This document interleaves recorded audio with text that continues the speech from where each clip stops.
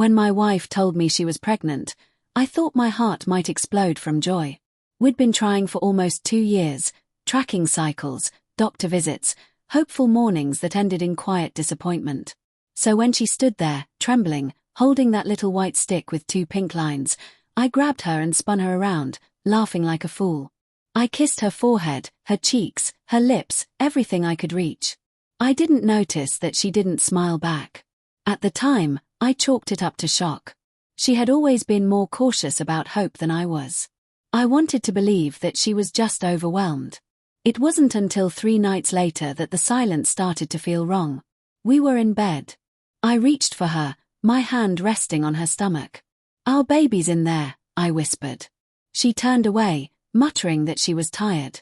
Her body was stiff, her breathing uneven. Something inside me stirred, a quiet, cold unease that wouldn't leave.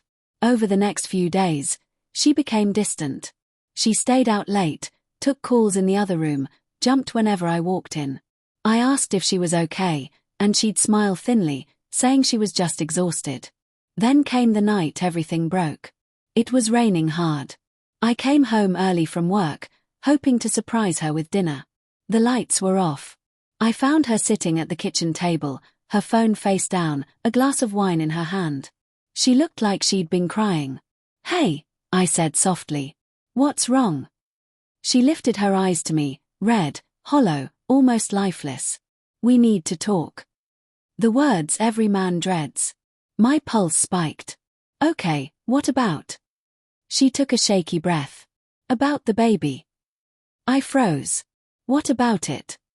She looked down at her glass, avoiding my eyes. "It's not yours." I felt the room tilt. The rain outside grew louder, pounding against the windows like it was trying to drown out the silence between us. "What did you just say?" She repeated it, quieter this time. "The baby isn't yours." For a moment, I couldn't breathe. My mind refused to connect the words. How could you even?" "I slept with someone else," she said, cutting me off. "My ex." I stumbled back, nearly knocking over a chair. "Why?" That was all I could manage. Just that one word. She set her glass down and folded her hands, as if rehearsed. Because he has a better genetic background." I blinked. What the hell does that mean? He's stronger, healthier. His family has no history of heart disease or depression. His parents are both doctors. It just made sense. Made sense. The words hit like a slap. My stomach churned. My chest tightened. "So what? This was some kind of eugenics project to you? You just decided my DNA wasn't good enough?" She looked up at me, tears spilling down her cheeks. "It's not like that. I love you, I do. But I wanted our child to have the best chance in life. I didn't want to risk." I cut her off with a bitter laugh. "Risk what?" "Having my eyes. My flaws. My imperfections." Her voice broke. "You don't understand. You don't know what it's like to grow up feeling broken, watching your family fall apart because of bad genes. I just wanted better for our child." My knees gave out. I sat down slowly, staring at the table, trying to make sense of the madness spilling from her mouth. "You wanted better," I said quietly. "So you went back to him." She nodded once, barely. It only happened once. But I knew right after. I didn't plan it this way. It just happened. Her words hung in the air, poisonous and final.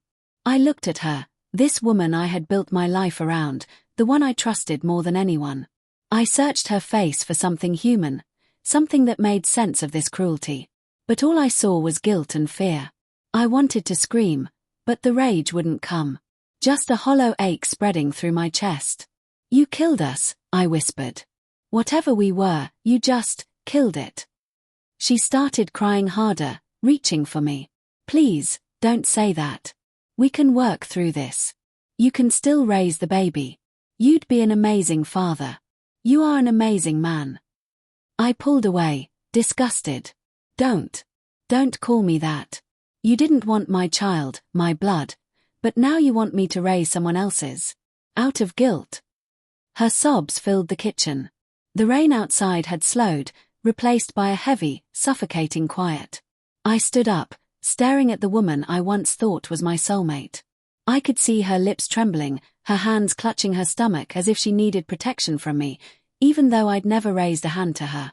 Was it worth it? I asked. Trading love for genetics.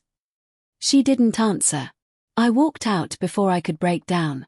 I grabbed my keys, left the house, and drove with no destination, my mind spiraling through every memory, every touch, every laugh that now felt like a lie. I parked by the lake where we used to walk in the evenings.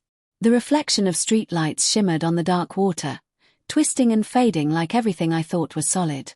I sat there for hours, trying to understand what kind of love measures worth by DNA. When I finally went back, she was gone. So were her things. On the counter, there was a note. I'm sorry. Maybe someday you'll understand. I did this for the future. I read it over and over until the ink smudged under my tears. There was no anger left, only emptiness. Weeks passed. I told no one. When people asked about her, I said she was visiting family. Eventually, I stopped talking about her at all. Then one night, a photo appeared on social media, her holding a newborn, smiling beside her ex. The caption read, "Welcome to the world, our miracle." My stomach turned.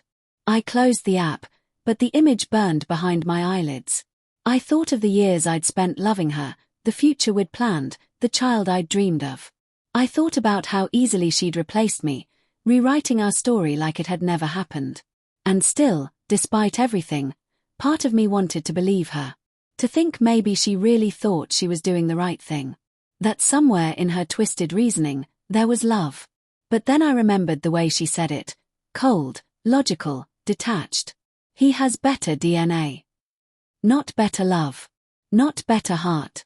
Just better blood. Now, when I look in the mirror, I barely recognize the man staring back. He looks older, harder, like someone who finally understands that betrayal isn't always about lust or passion. Sometimes, it's about being told, without words, that you were never good enough to build a life with. That your love, no matter how deep, could never compete with the ghosts carried in someone else's genes.